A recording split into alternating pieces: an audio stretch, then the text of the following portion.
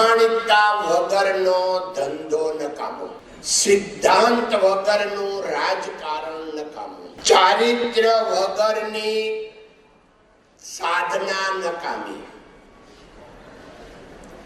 સંસ્કાર વગરનું શિક્ષણ નકામું, ખંત વગરની ખેતી નકામી અને સમજણ વગરનું જીવન નકામું. એટલે તમને કાંઈ કોઈ ટેન્શન નથી, કારણ કે તમે બધા ગ્રેજ્યુએટ અને ડબલ ગ્રેજ્યુએટ છો. તમને મારી કરતા બધી જ વધારે ખબર છે અને સમજણ છે, એ હું સ્વીકારું છું. પણ બધું બધાને નથી આવડતું, ઈ તમે મારી વાત સ્વીકારો. તમને આવડે છે પણ બધું નથી આવડતું. આપણને ઈગો હોય છે, આઈ એમ સમથિંગ, મને બધું જ આવડે, હું બધાથી હોશિયાર, મારા ઘરમાં બધાથી હોશિયાર, મારા કુટુંબમાં બધાથી હોશિયાર, મારા એસોસિએશનમાં હું બધાથી હોશિયાર, મારા બિઝનેસમાં બધાથી હોશિયાર, અને મને બધું આવડે. MBA મને બધું આવડે, બધા MBA, બધા MBA હોય, એમાં ગોવિંદ કાકા આવી ગયા, તમે આવી ગયા, બધા આવી ગયા. પણ અસલમાં આપણને કોઈને કોઈ જ્ઞાન નથી, કાંઈ ખબર પડતી નથી. 1,00,000 વસ્તુ ભેગી કરો ને તો આપણને એક વસ્તુની ખબર છે. 99,999 વસ્તુમાં આપણી અજ્ઞાનતા છે. આપણે અજ્ઞાની કેવડા ભાઈ? જ્ઞાની કેવડા તો 1,00,000માં 1, અજ્ઞાની કેવડા તો 99,999. કેમ? તો હવે પ્રેક્ટિકલ. ભાઈ આપણે શું આવડે? તો આપણને માઇક બનાવતા આવડે, આપણને કોટી બનાવતા આવડે, આપણને બૂટ બનાવતા આવડે, આ લાઈટ બનાવતા આવડે, આ કોટ બનાવતા આવડે, આ પ્લેટ બનાવતા આવડે, આ સોફા બનાવતા. આ આખી દ્રષ્ટિ કરો, આખા હોલમાં આપણું અજ્ઞાન છે. આપણે આવડા મોટા અજ્ઞાની, આપણે માની બેઠા કે આપણે જ્ઞાની છીએ. એક ધંધો મને હીરા ગણતા એક આવડી ગયા એટલે I am something, but you are nothing. આપણે બધા ઇન્ડસ્ટ્રીયલિસ્ટ ભેગા થયા છીએ. ખરેખર તો છોકરાઓને અત્યારે એ સમજાવવાનું છે કે if you want progress so you go out of comfort zone. Comfort ઝોનમાં પ્રગતિને ક્યાંય કે દિશા નહીં જડે, એટલે કમ્ફર્ટ ઝોનની બહાર નીકળવું પડશે. Problem is progress. પ્લીઝ બોલો ભાઈ. આપણે આટલો બધો પ્રોગ્રેસ કર્યો. આજે બધા અમે અહીંયા મેન્યુફેક્ચર કંપનીના બધા ઓનર્સ છે, તો અમારા સ્ટાફ સાથે કઈ રીતનું તમે વર્તન કર્યું હતું કે જેનાથી તમારો પ્રોગ્રેસ સ્ટાફ દ્વારા થયો, અને તમે એમાં કંઈ અમને કહી શકો તો અમારી કંઈ ભૂલ સ્ટાફ સાથે થતી હોય તો અમે એને સુધારી શકીએ. ધન્યવાદ. હવે આનો આખો વિસ્તાર વર્કર સાથે આપણું કેવું હોવું જોઈએ, બિહેવિયર, મેં બુકમાં લખ્યું છે. 2008માં 2008માં જ્યારે વર્લ્ડ રિસેશન આવ્યું ત્યારે હીરામાં પણ આવ્યું, અને એક મહિનામાં કે એક અઠવાડિયામાં માનો ને 30% ભાવ તૂટી ગયા, સોના 70. એટલે બધા ગભરાઈ ગયા. કેમ કે સામાન્ય રીતે આપણે બિઝનેસ કરતા હોય તો આપણી મૂડી કેટલી હોય? 50%, 60%, 100% તો હોય નહીં, કારણ કે બેંક ના હોય, થોડાક ઉધાર લીધું હોય. એટલે આખું ડાયમંડ માર્કેટ ગભરાઈ ગયું, અમે ગભરાઈ ગયા. પણ મેં અમારે ફેમિલી કંપની એટલે પાર્ટનરો કોણ? તો ભાણિયા ભત્રીજા, બધાને સમજાવ્યા કે જો ભાઈ આપણે હમણાં કોઈને રજા આપવાની નથી. આખી ડાયમંડ દુનિયામાં, આખા વિશ્વમાં મેન્યુફેક્ચરિંગમાં 3 જ કંપની એવી હતી કે જેણે એક પણ માણસને રિઝાઇન નહોતો કર્યો. એમાં એક અમે હતા, શ્રી રામકૃષ્ણ.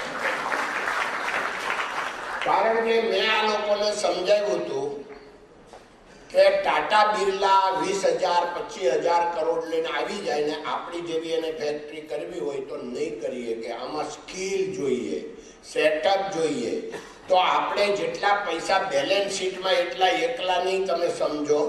આજે આખું ઇન્ફ્રાસ્ટ્રક્ચર છે એની વેલ્યુ ગણો, એટલે આને તોડાય નહીં. પછી તો આખી સ્ટોરી છે એ તમે બુકમાં વાંચી લેજો.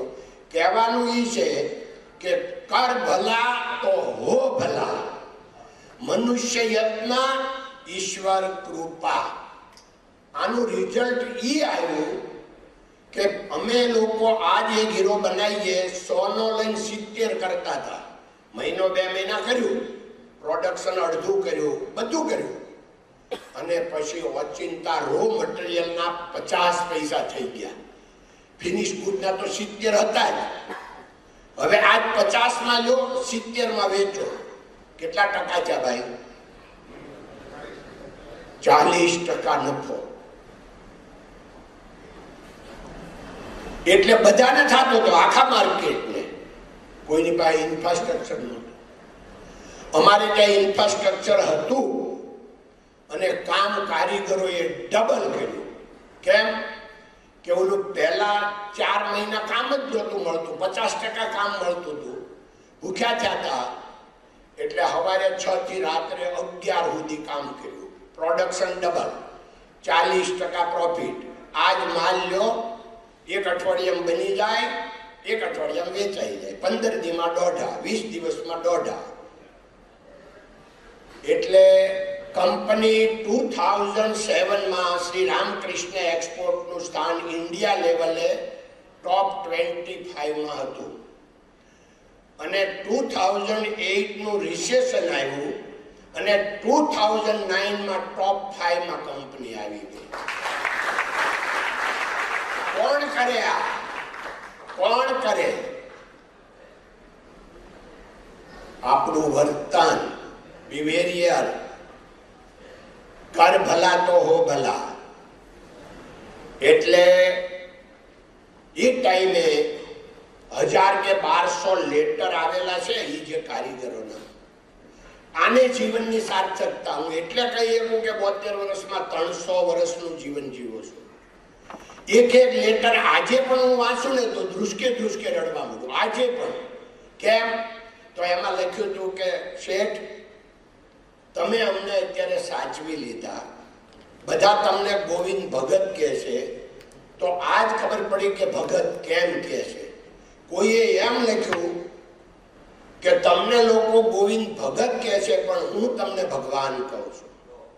કોઈએ એમ કીધું કે મારી પાસે દિવાળી સુધી ચાલે ને મારી રૂમ એટલા પૈસા છે, હું દિવાળી સુધી પગાર નહીં લઉં. અગર કંપની બચી જાય તો હું દિવાળીએ પગાર લઉં. આ સ્થિતિ. તમે વાવો તો ઉગે જ છે. એટલે આ તબક્કે મારે આપ સૌને ખાલી એટલું વડીલ તરીકે કહેવાનું કે મિત્રો, ઉદારતાના ઇતિહાસ હોય, લોભિયાના કોઈ દે ઇતિહાસ હોતા નથી. એટલે જેમ બને તેમ તમારે જીવન સાર્થકતા કરવી હોય તો ઉદાર બનજો. અને આજે હું વધારે નથી દોહરાવતો. ગઈ વખતે આપણે વાત કરી હતી કે શરૂઆત જે ઉદારતાની છે ને એ ઘરમાંથી કરજો. એમ ઘર, નોકર, ડ્રાઈવર, મહારાજ, ત્યાંથી શરૂઆત કરજો. અને પછી આ તમારા સ્ટાફને, ઓફિસ સ્ટાફને, તમારી સાથે જોડાયેલા માણસો બધામાં પહેલા વેચજો. કાઠિયાવાડમાં કહેવત છે, ઝાપે ઝાલકું મારવી નહીં. પહેલા આ બધાને પૂરું થઈ જાય ને હરખું, પછી જ આપણે ડોનેશન આપવું. ત્યાં સુધી કોઈ દે આપવું નહીં.